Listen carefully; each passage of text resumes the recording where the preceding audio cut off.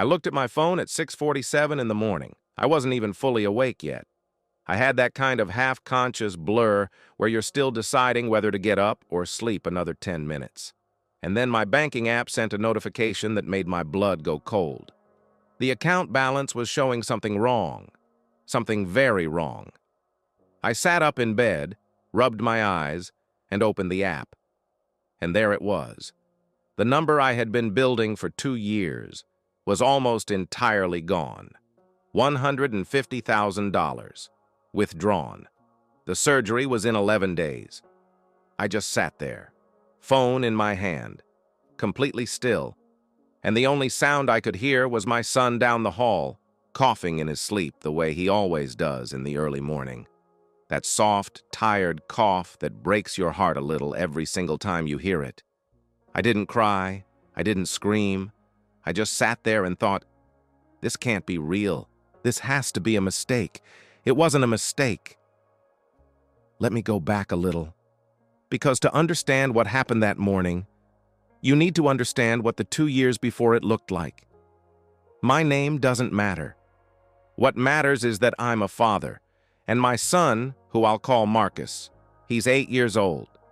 He was diagnosed at 5 with a congenital heart condition. Not the kind of thing you fix with medication and hope. The kind of thing where a surgeon eventually looks you in the eye and says, "We need to go in. We need to correct this." And the longer we wait, the harder it becomes. That conversation happened about 2.5 years ago. The surgery itself was going to be performed at a specialist center out of state. The surgeon was one of the best in the country for pediatric cardiac cases. Insurance covered some of it, but not nearly enough. The out-of-pocket costs, between the procedure itself, the pre-surgical consultations, the facility fees, the post-operative care, the travel and housing for the weeks of recovery, it came to approximately $160,000. I broke down in the parking lot of that hospital. I sat in my car for 40 minutes before I could drive home. I remember thinking, how does a person find that kind of money? I was making a decent living. I work in construction project management. But that number felt like the moon.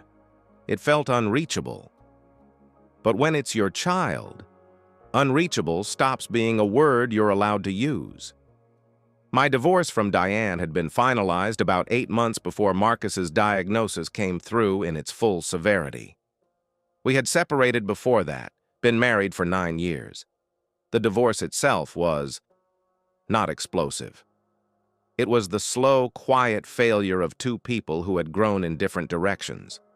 There was no dramatic incident, no affair, no cruelty, just distance. The kind of distance that builds up when two people stop choosing each other every day. We shared custody of Marcus. That part was clean. She loved him. I never doubted that. And we managed to stay civil. Not warm, not close, but civil. Because he needed both of us and neither of us was willing to let our pain affect him. The joint account. Here's where I made my mistake, and I will own that. When we divorced, we closed most of our shared financial accounts. But there was one we kept open. It was an older savings account. One we had originally opened years before the marriage fully fell apart, designated at the time for Marcus's education fund.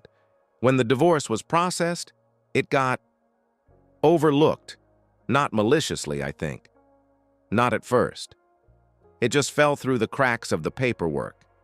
After Marcus's diagnosis and after the cost estimate came in, I started pouring money into that account. I didn't think twice about it being joint at first. Diane was his mother. At the time, I thought, if something happens to me, she should have access to this money for him. That was the logic. Flawed, naive, trusting logic. But that was where my head was. I worked. I worked constantly. I picked up consulting work on evenings and weekends. I scaled back every personal expense I had. I drove a 12-year-old truck. I didn't take a vacation for 2 years. Every dollar I didn't absolutely need to survive went into that account. Marcus's account, his surgery fund. And Diane knew what it was for. We had talked about it. She had sat across from me at a diner table about 18 months before that morning, and she had looked me in the eye and said, "I know how hard you're working. I know what this is for. He's going to be okay. You're going to get him there." I believed her when she said that. So when I saw that notification, my first thought was fraud. Someone had hacked the account. That was easier to accept somehow. The mind goes looking for the version of events that hurts the least. I called the bank. I waited on hold for 11 minutes. I still remember counting. When a representative finally got on the line, I explained what I was seeing. She pulled up the account. And then she went quiet for a moment that felt much longer than it was. She told me the transactions had been made from an authorized account holder. I said, "Can you tell me which one?" She said she couldn't tell me over the phone. She suggested I come into a branch. I drove there in 20 minutes, still in yesterday's clothes, didn't eat, barely registered traffic. I sat down with a branch manager named, I don't remember his first name. His nameplate said Henderson. He was a calm man, maybe 50, glasses. He pulled everything up, and that's when I saw it laid out. Not one withdrawal, not a single clean, intentional theft. Months of them. It started small, 4 months back. 300 here, 500 there, then 1,000, then 2,000. I hadn't been checking that account regularly. It was a savings account. I was depositing into it. I wasn't monitoring the outflows because I didn't think there would be any. That was another mistake. And I'm not saying that to excuse what happened. I'm saying it because I want you to understand the full picture. Then, 6 weeks before that morning, there was one single withdrawal, $114,000. She had left a small buffer, maybe to avoid triggering an immediate alert. Maybe not. I don't know. But the bulk of it, the heart of everything I had built, was gone in one transaction. I asked Henderson what could be done. He explained, carefully, slowly, the way someone explains something they know will devastate you. That in a joint account, any authorized holder has full legal access to the funds. There is no internal mechanism to restrict use. It's, in the bank's eyes, as much her money as mine. Legally, she had done nothing wrong on paper. I sat there in that chair and I felt something shift inside me. Something cold and quiet. If you found value in hearing this story, and I know it's a hard one, it would mean everything if you'd subscribe, leave a like, and let me know in the comments where you're watching from. These stories don't spread on their own. Every share, every comment, puts it in front of someone else who might need to hear it. Now let me keep going. I called Diane that evening. I had spent the whole day between the bank and my lawyer's office, which I'll get to, but I needed to talk to her first. I needed to look at this the way a person looks at it before it becomes a legal matter. I needed to give her the chance to explain. She answered on the third ring. Her voice was normal, casual, and that casual tone, that's what hit me hardest. I told her what I had found. I kept my voice level. I asked her directly, "Diane, can you explain the withdrawals from Marcus's account?" There was a pause. Not long, maybe 3 seconds. And then she said, "I needed it." Those 3 words, I needed it. I asked what she had needed $114,000 for all at once. She said she had been struggling financially. She had left her job the previous year. I knew that, she had told me. I thought she was between positions. She had debt she hadn't mentioned. And then she had made an investment, she said. She had put a large portion of the money into a business venture with a friend, a partnership she believed in. I asked if the business had launched. She said it hadn't worked out the way she hoped. And I want to be honest here because this story deserves honesty. Diane wasn't a monster. She wasn't calculating and cold.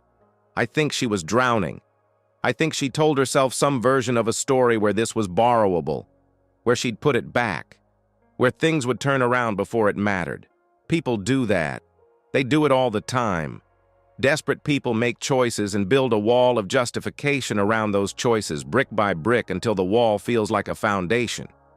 But my son had 11 days until his surgery window. I told her that. I said Marcus's surgery is in 11 days. Diane, you knew what that money was for. She was quiet for a long time. Then she said, I thought there was more time. That was it. That was the justification. She thought there was more time. The lawyer's name was Patricia. I had met with her the same afternoon before calling Diane. Patricia was direct, unimpressed by emotional chaos, and exactly what I needed. She did not express outrage at what Diane had done. She just listened, looked at the documents I had brought, and started writing. She explained the joint account situation clearly. Diane had technically broken no banking law, but, and here was the turning point, the divorce decree had specific provisions. There was language in our separation agreement about assets designated for Marcus's care. It was thin language, not ironclad, but Patricia said it was enough. We filed for an emergency civil motion, a freeze on Diane's accessible assets, financial tracing to identify where the withdrawn funds had gone, and a formal claim that the money constituted a misappropriation of designated child welfare funds, which exists in a different legal territory than general joint account access. The hearing was fast-tracked because of the surgery timeline. The judge, and I want to be careful here because I don't want to make it sound cinematic when it was actually just exhausting and bureaucratic and stressful, the judge reviewed the case, reviewed the divorce agreement, and issued a preliminary order. She couldn't give me back what Diane had spent on the failed business. That money was gone, but she could hold Diane legally responsible for restitution. She could order a payment plan, and critically, there was a partial recovery. About $31,000 that Diane had kept liquid in her own accounts was seized and transferred to me immediately as emergency restitution. That left me still short, significantly short. I want to tell you about Marcus during this period because I think he deserves to be the center of this. Even though I've been talking about accounts and court orders, he was 8. He knew he was going to have an operation. We had talked about it the way you talk to an 8-year-old about something serious, carefully, honestly, without the full weight of it. He knew his heart needed help. He knew there would be doctors and a hospital and that he'd feel better after. What he didn't know was that for about 4 days during all of this, I wasn't sure the surgery was still happening on schedule. He asked me once during that stretch why I looked tired. I told him I hadn't been sleeping well. He said, "Is it about my heart stuff?" I said, "I just want to make sure everything is perfect for you, buddy." He said, "Okay." And then he asked if we could watch a movie. We watched a movie. I sat next to him on the couch and I didn't think about bank accounts or court filings or Diane for about 90 minutes, and that was the only peace I found that week. The rest of the gap, the remaining funds I needed, came from a combination of sources. My parents contributed. My brother gave what he could. I reached out to the hospital's financial assistance office, and they connected me with a foundation that helps bridge costs for pediatric cardiac cases. It took 3 days of calls, paperwork, and waiting, but it came together. The surgery happened on schedule. Diane's legal situation unfolded over the months following. The restitution order stood. She was required to make payments back to me over a structured period. She hasn't missed one yet. I don't know if that means she's changed or just scared of contempt of court or both. Probably both. People are complicated. Her family was angry at her. That surprised me, actually. Her sister called me. We had never been close, and she apologized on Diane's behalf in a way that Diane herself hadn't fully managed yet. Her mother didn't speak to her for several weeks. My own family was a mix. Some of them wanted me to push harder legally, to pursue more, to make it worse for her. And I understood that impulse. I felt it myself sometimes at 2 in the morning. But I had a son to focus on, and I had spent enough of myself on this already. Diane and I still co-parent. It is not warm. It is not natural. It is careful and formal in a way our dynamic never was before, not even at the worst points of the divorce. Trust, once it breaks in a specific way, doesn't rebuild into the same shape. It becomes something else, something more guarded. I closed that account. Obviously, that day. I also had both of my remaining accounts reviewed and restructured by a financial advisor. I have a will now, a proper one with specific provisions for Marcus that don't rely on informal agreements or assumed goodwill. And Marcus, he had his surgery. He was in the hospital for 9 days.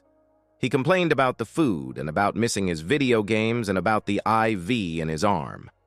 He was, in other words, completely himself. He came home on a Tuesday.